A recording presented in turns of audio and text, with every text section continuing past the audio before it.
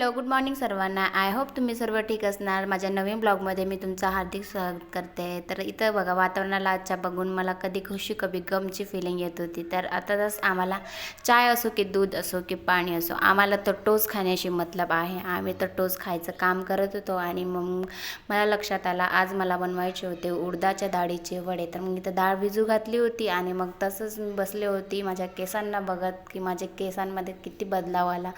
लग्नानंतर ना सर्वात मोठा बदलाव म्हणजे आपल्या केसांमध्ये येत असतो. तर ते बघू शकता तुम्ही. तर मग तसेच मग वडे बनवायला घेतले आणि मग मी इथं भज्यांसारखे गोल गोल वडे टाकत होती. तर अशा प्रकारे मी वडे बनवून घेतले आणि मला सर्वात जास्त खुशी तेव्हा वाटते जेव्हा मी काही बनवलेलं वस्तू माझी मुलगी सर्वात जास्त आवडीनं खात असते आणि ती खाल्ली ना मग माझं पण पोट भरलं असं वाटते. मला काही बनवण्याची इच्छा मग तेव्हाच होते जेव्हा माझी मुलगी काही पण आवडीनं खात असते. मग या तुम्ही पण खायला.